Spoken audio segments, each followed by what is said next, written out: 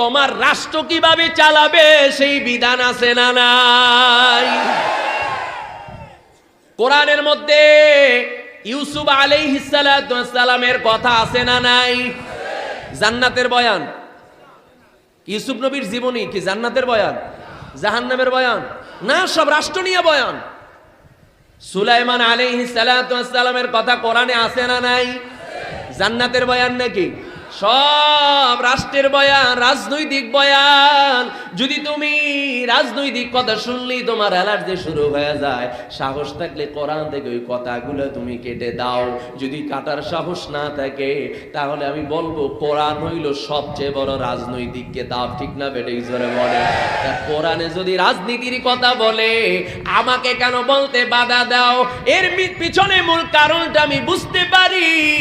আমি যখন কোরআন দিয়া শাসন করার চেষ্টা করব তখন তোমার আর চুরি চলবে না।